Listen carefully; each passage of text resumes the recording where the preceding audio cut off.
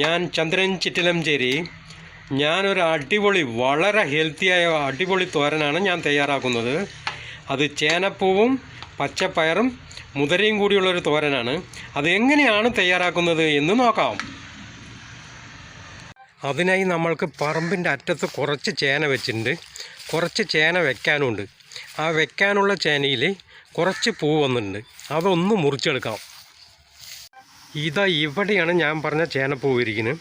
ആ ചേനപ്പൂവിൽ നിന്നുള്ള പൂവാണ് നമ്മൾക്ക് മുറിച്ചെടുക്കേണ്ടത്. ഇതാണ് ആ പൂവ്.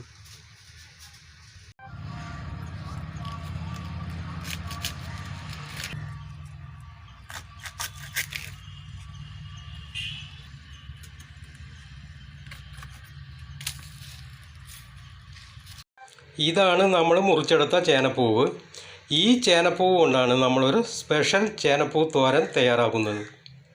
ഞാനിന്നിവിടെ തയ്യാറാക്കാൻ പോകുന്നത് ചേനപ്പൂവും കുറച്ച് പച്ചപ്പയറും മുതിരയും ചേർത്തുള്ള ഒരു തോരനാണ്. അതെങ്ങനെയാണ് തയ്യാറാക്കുന്നതെന്ന് നോക്കാം. ഈ പയർ മുറിച്ചെടുത്ത പോലെ ചെറുതായി ചേനപ്പൂവ് കൂടി ഒന്ന് മുറിച്ചെടുക്കാം.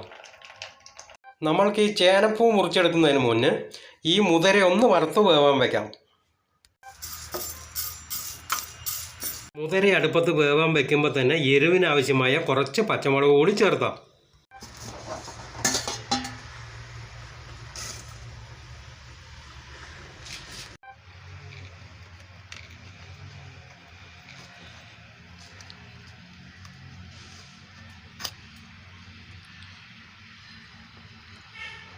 എന്ത് ഭംഗിയാണ് ഇല്ലേ ചേനപ്പൂവിൻ്റെ ഉൾഭാഗം കാണാൻ.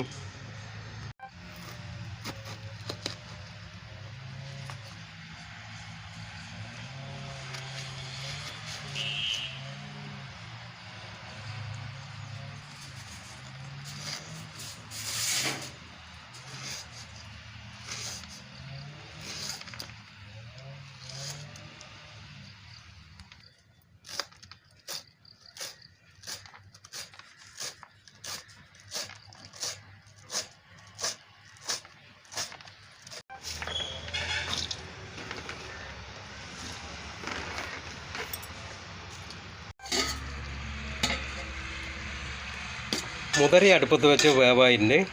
ഇനി നമ്മൾക്കതിലേക്ക് നേരത്തെ മുറിച്ച് വെച്ച ചേനപ്പൂവും പച്ചപ്പയറും അതൊന്ന് കഴുകി വാരിയിടാം.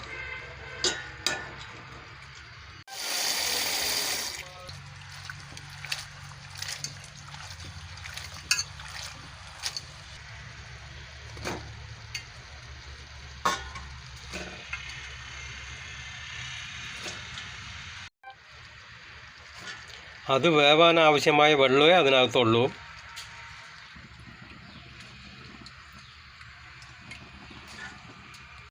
ഇതോടുകൂടി തന്നെ അല്പം മഞ്ഞൾപ്പൊടിയും അതിനാവശ്യമായ ഉപ്പ് കൂടി ചേർത്ത് 2 മിനിറ്റ് നേരം കൂടി ഒന്ന് അടച്ചു വെച്ച് വേവിക്കാം.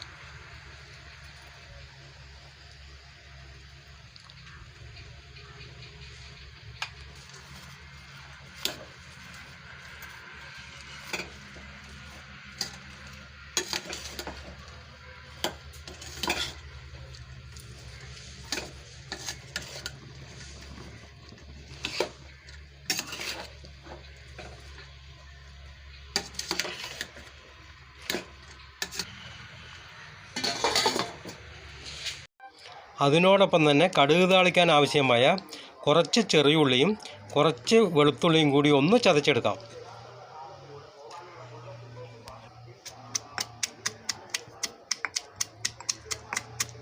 പിന്നെ വേണ്ടത് കുറച്ച് തേങ്ങ ചിരവിയതും കുറച്ച് കറിവേപ്പിലയും.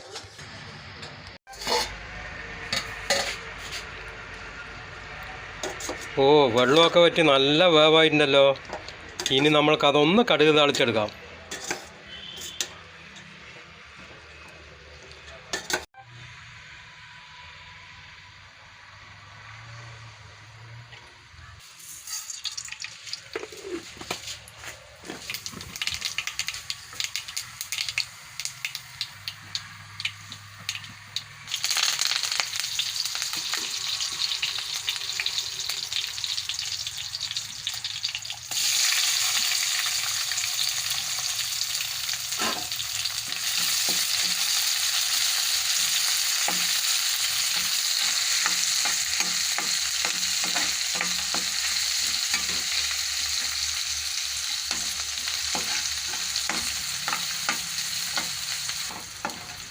ഉള്ളിയൊക്കെ അതിലേക്ക് കളർ മാറുന്നതോടുകൂടി നമ്മൾക്ക് അതിലേക്ക് തേങ്ങ കൂടി ചേർത്താം.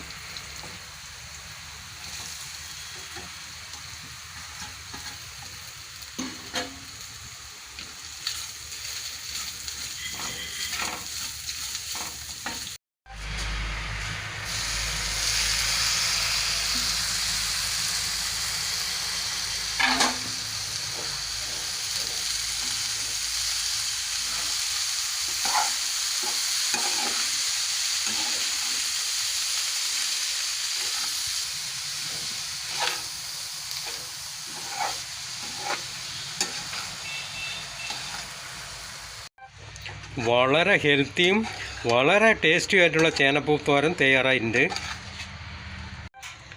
ചേനപ്പൂ നിങ്ങൾക്ക് എവിടെന്നെങ്കിലും കിട്ടുകയാണെങ്കിൽ ഇതുപോലെയൊരു തോരൻ തയ്യാറാക്കി നോക്കൂ, നല്ല ടേസ്റ്റാണ്.